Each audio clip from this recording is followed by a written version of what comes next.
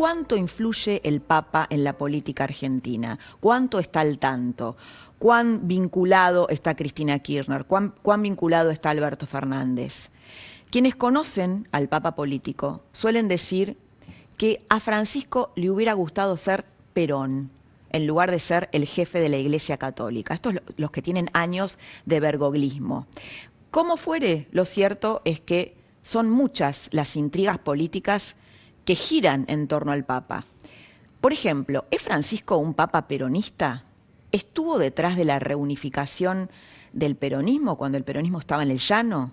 ¿Es cierto que quiere lanzar una escuela de liderazgo político en la Argentina? Es una versión que circula. ¿Es Juan Grabois su hijo político o se arroga una cercanía que en realidad no tiene?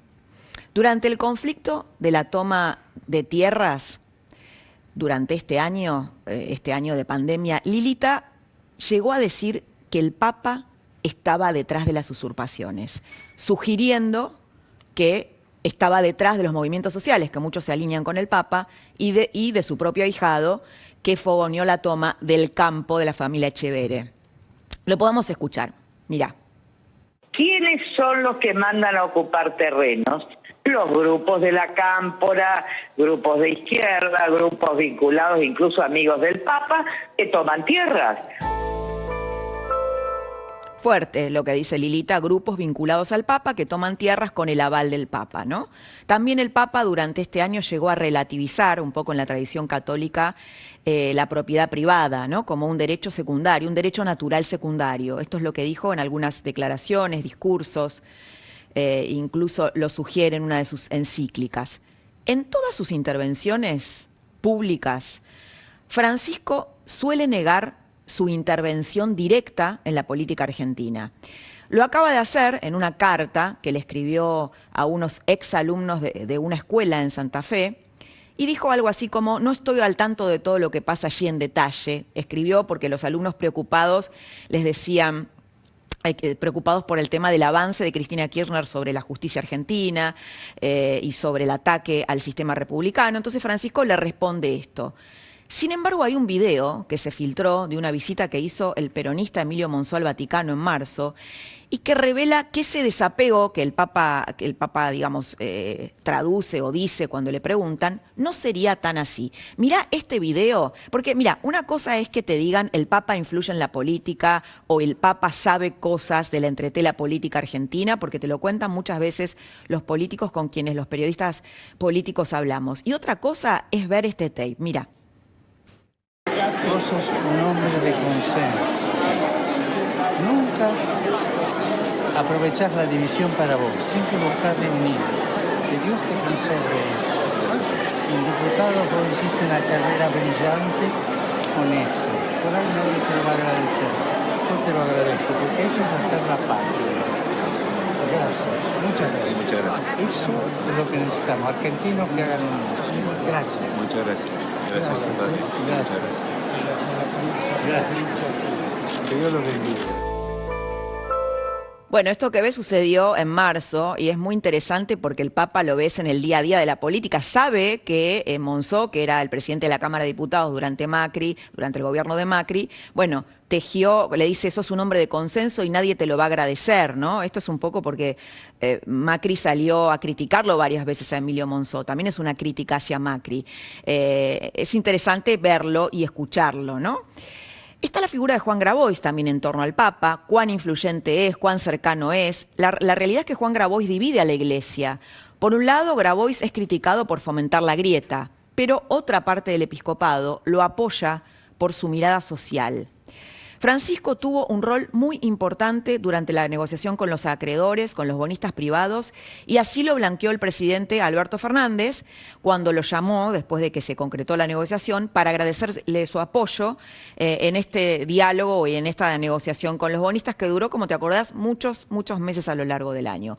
A lo largo de este año de pandemia, el Papa se refirió muchas veces a la necesidad de reordenar la arquitectura financiera del mundo y a reconsiderar el papel de las instituciones económicas y financieras que deben responder al rápido aumento de la desigualdad, así lo dice, de la desigualdad entre los súper ricos y los permanentemente pobres. El discurso más resonante en ese sentido fue en Naciones Unidas. Lo quiero compartir con vos. La pandemia nos llama, de hecho, a tomar este tiempo de prueba como un momento de elección. Puede representar una oportunidad real para la conversión, la transformación, para repensar nuestra forma de vida y nuestros sistemas económicos y sociales, que están ampliando las distancias entre pobres y ricos, a raíz de una injusta repartición de los recursos. Este es el tiempo propicio para renovar la arquitectura financiera internacional. También denunció un enorme saqueo de recursos en el sur del planeta. En uno de sus discursos vaticinó que había llegado el momento de una justicia restaurativa y que hacia estos países, digamos, con respecto a estos países, convocó a borrar la deuda de los países más frágiles, más pobres, sobre todo por el impacto grave de la crisis sanitaria, social, económica que afrontan después del COVID, ¿no? de la pandemia. Quienes conocen al Papa suelen definirlo así. Francisco es progresista en lo económico, pero conservador en el plano moral. Por eso, en octubre, sorprendió, vamos un poquito más rápido, cuando pidió una ley de unión civil para parejas gays. Sorprendió porque la Iglesia siempre estuvo en contra de estas uniones. Está el tema del aborto, en la Argentina debatiéndose, su eventual aprobación, la eventual aprobación del proyecto, le va a provocar a Fernández obviamente un enfriamiento de su relación con el Papa Francisco. El Papa escribió una carta contra el aborto legal que envió a un grupo de mujeres de las villas, de la Villa Rodrigo Bueno, la Villa 31, la de José León Suárez. Ahí el Papa se pregunta algo fuerte. Dice, ¿es justo alquilar un sicario para resolver un problema? Sus críticas hacia el aborto, que en esa línea nunca cambió, las acaba de publicar en el libro Soñemos Juntos, un libro que acaba de salir, aunque no habla directamente de la Argentina, pero bueno, es obvio que le pega por elevación a la Argentina. En este tiempo de pandemia, Francisco publicó a fines de septiembre su tercera encíclica, Fratelli Tutti se llama, Hermanos Todos. Así su nombre, que se mantuvo en italiano en todas las traducciones, es quizá la encíclica con más condimentos sociales, más condimentos económicos, de este Papa con un perfil político muy, muy marcado. Ahí el Papa se permite reclamar, ¿sabés qué?, una modificación del orden global. Considera que el siglo XXI es un escenario de debilitamiento del poder de los estados, sobre todo porque él dice, la dimensión económico-financiera de características transnacionales tiende a predominar sobre la política. Bueno, vos sabés que el historiador Lori Sanata, que es columnista en La Nación, es un estudioso de la Iglesia Católica, un estudioso del peronismo. De hecho, dicen que ambas espacios tienen condimentos populistas. Diría que este discurso del Papa es una melodía que encaja con el discurso populista.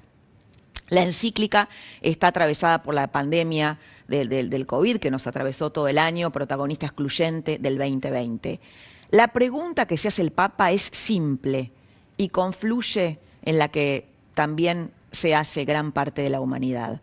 ¿Cómo será el mundo después del virus? Una novedad poco conocida. Francisco sí está pensando en lanzar una escuela de liderazgo político en la Argentina.